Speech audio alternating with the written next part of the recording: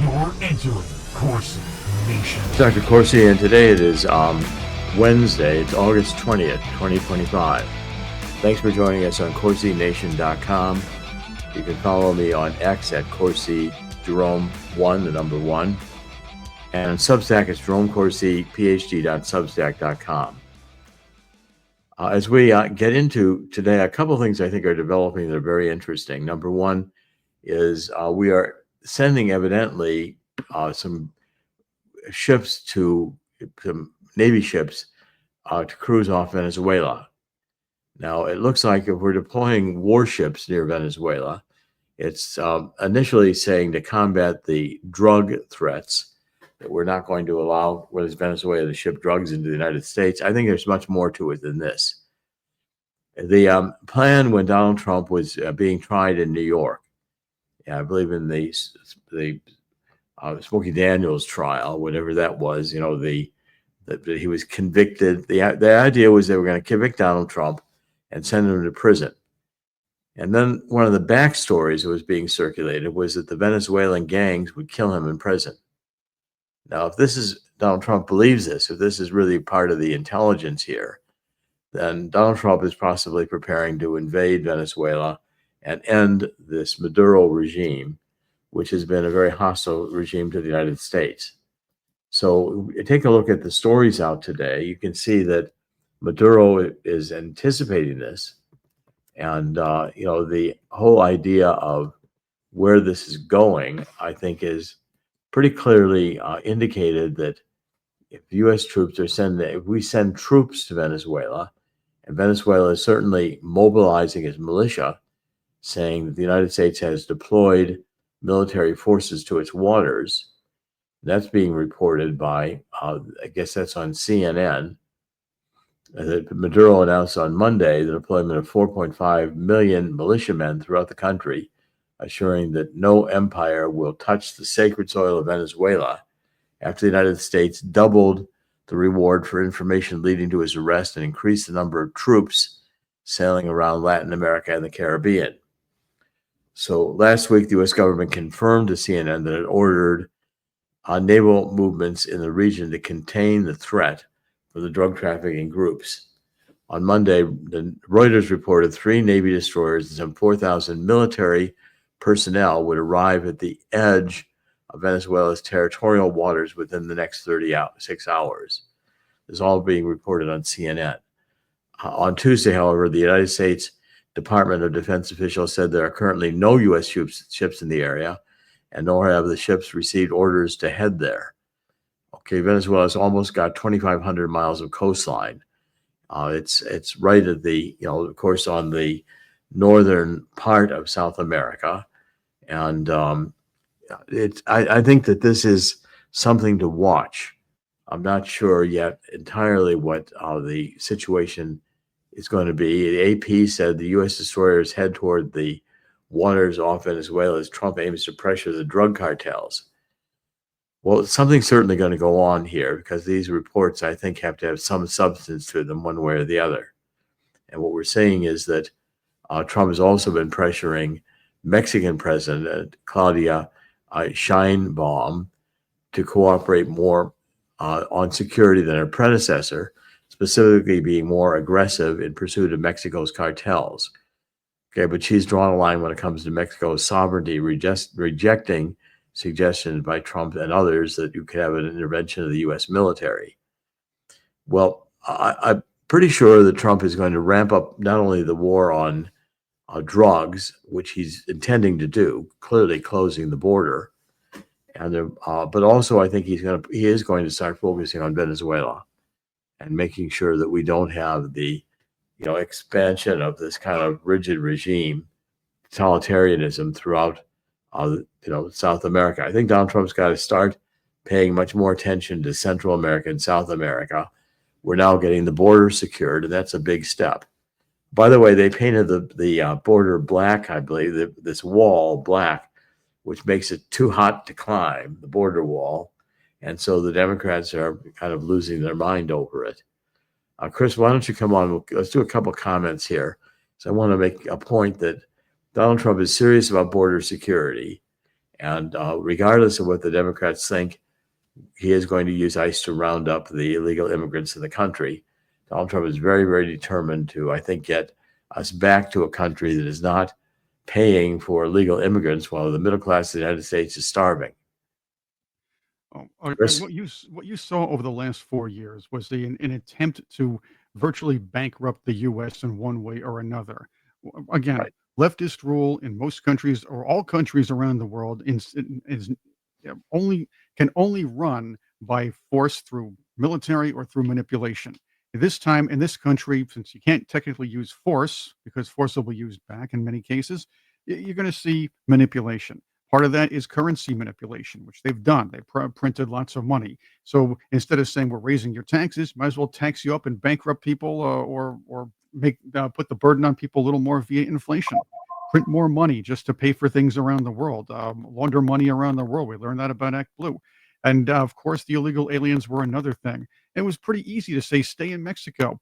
We can bring in whatever the new quota was that Obama put forth. Remember, Obama raised the quota for for aliens, or sorry, for immigrants to come in here, the limit from, I guess, 5 digits to 6 digits, kicking that can down the road to see let Trump or Hillary deal with it in 2017. Having said that, the Biden administration just let everybody in because they knew somebody had to pay for it soon.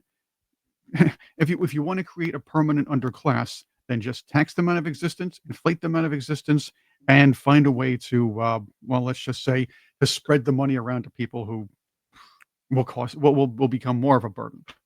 Well, now let's switch a little bit to. I agree with you. I think the Democrats have been trying to bankrupt the country for some time. That's the whole Cloward-Piven theory, and they're good at it. But I don't think it's going to succeed. I think finally Donald Trump is going to get a hold of the economy, and we're going to see some fundamental changes coming down.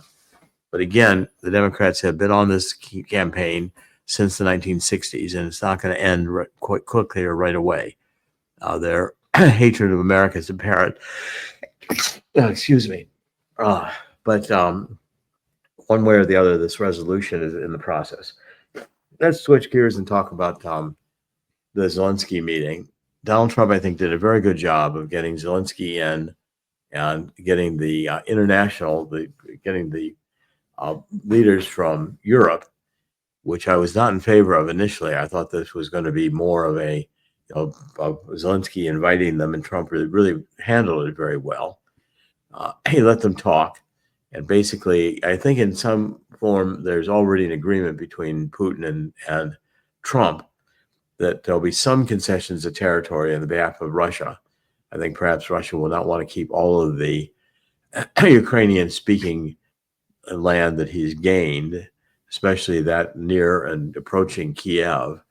But at the same time, I think what's going to happen is that the two provinces that are Russian-speaking will go to Russia. They're not going to go back to Ukraine. And we will have Crimea also go to Russia. Then there'll be some form of a guarantee or of a statement by the European nations and the United States that the sovereignty of Ukraine is to be respected and the invasion is to stop. Chris, your thoughts on that? Agreed here on all counts. And the idea is you're going to see the left fight this and say, well, that means Russia won the war and Trump let him do it. Well, that's what's going to happen. Russia, unfortunately, has won this war. You're seeing Ukraine trying to bring in elderly people and people who are mentally, let's just say, not all there, or maybe mentally, let's just say, well, you know where I'm going. People who aren't really going to be soldiers under normal circumstances, putting them on the front lines. It's desperation at this point, and more people are going to be killed if this moves forward. Money is going to be thrown around. It's bad. I want to ask you something. Did you notice something missing from the talks on Monday? What's that? I noticed something missing. Someone was missing on Monday when it came to the conglomerate of Western leaders who are involved in NATO and want to try to stop the Russia-Ukraine war, or at least want to be involved in one way or another. Carney wasn't there. Canada was not invited to this thing by Zelensky or Trump. That to me is significant. Say that again. Carney was not invited. The Prime Minister of Canada. Canada was not invited to these talks. Well, Canada, this was more European. Well, I get that, but Canada generally has had a say in what, or has been involved in these talks for a long time, has been involved in discussions Tried about to, Ukraine for a long time. Not this time, though. I just found it interesting. they've tried to be involved. I'm not sure that what they add, but they try to be involved. There you go. You know, What's going on. that. Okay, so if we take a look here at what's going on, though, I think Trump is ending the war. Yes. I think the war in Gaza looks to me like now the plans are being developed that the Israelis are taking more control over the West Bank, and I doubt if the Palestinians will come back to Gaza. I think that the Palestinian two-state solution is dead, which is a good thing because the Palestinian two-state solution was never a solution. It was just a interim step to move closer to destroying Israel. And that's how Hamas and Iran looked at it. So I think, Chris, we're seeing around the world that Trump is really doing an enormously good job as a peacemaker. And that's where the Venezuela situation is very interesting because I think it may have a little bit of a revenge element to it, with Trump having been threatened by Venezuela to, certainly the Venezuelan gangs in this country have to be gotten rid of. And Venezuela certainly has not been a friend of the United States. Well, you bring up the peacemaker thing. Look what happened beyond the headlines. The not so sexy news that came about. He was settling Albania. He was settling a Caspian Sea. What was it, Albania, or was it Armenia and Armenia and Azerbaijan, and of course you have the Congo and what was going on over there.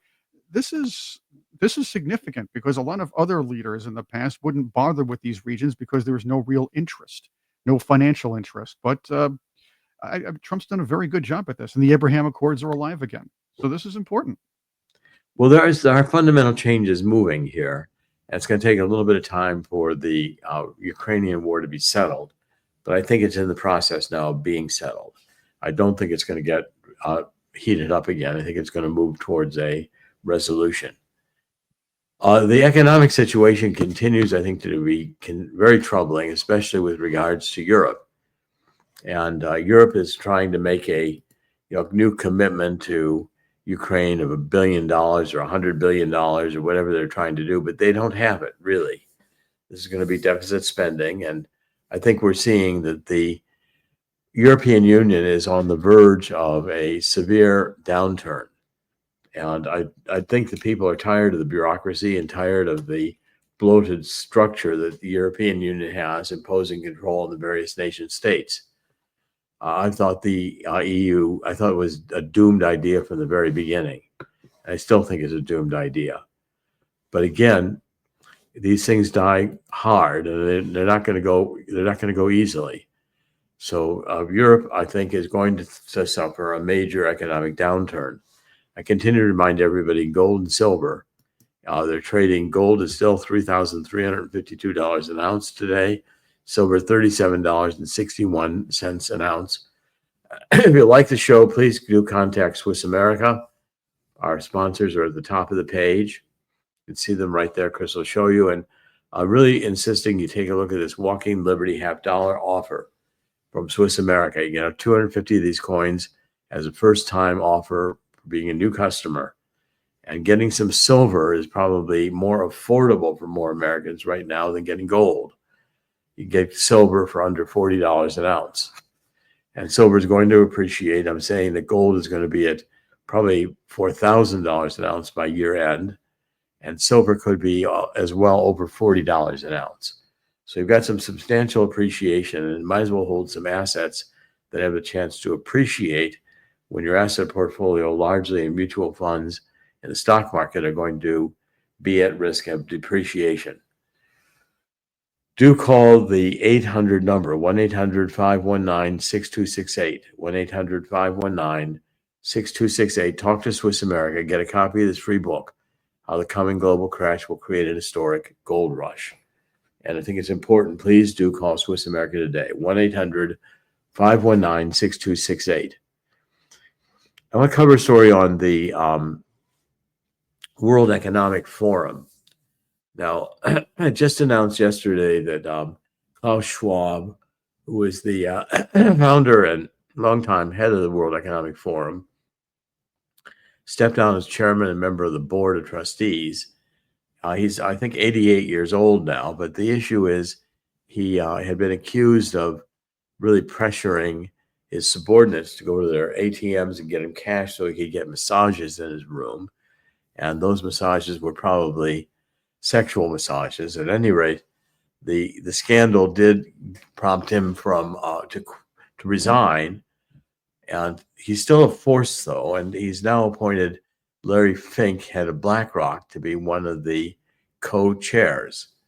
Well, that again shows that the deep state roots in the World Economic Forum, and between the World Economic Forum and Communist China, you still have major forces that are opposing the United States and are actually trying to destroy the country.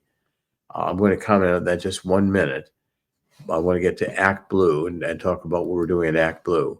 But first, I want to mention that yesterday I was at the Blue Ridge Mountains, and we announced that we're going to create this Blue Ridge Medical Institute for innovations in medicine. And we're looking at innovations that have fact-based results to them as ways that we can incorporate these into the Make America Healthy Again agenda of Donald Trump and Secretary Robert F. Kennedy Jr. We're trying to go see Robert F. Kennedy Jr. with some innovations we've got on the medical software for running a medical clinic or a medical practice, and integrated with some very, very interesting robotics that I think will be innovative and be able to reach medicine into places with telemedicine that are now remote and do not get adequate medical care. So that institute is extremely important. I'm going to be working to create it over the next weeks and months and hopefully years. We have the funding to get it going. You can see right there the Blue Ridge Mountain. It's a beautiful resort. Chris is showing it to you. It's in the Blue Ridge Mountain range. Very isolated, but a perfect place to have a health clinic resort. And it's just at the beginning of the Appalachian Trail in northwestern Georgia. There's a view of the porch. It's a great porch for sitting out on in the evenings. It's a magnificent property, and we're hoping to acquire it and put the medical institute there. It has animals on it. You can see chickens and goats. It's a beautiful place, and it's a perfect place to have the kind of institute we want to create.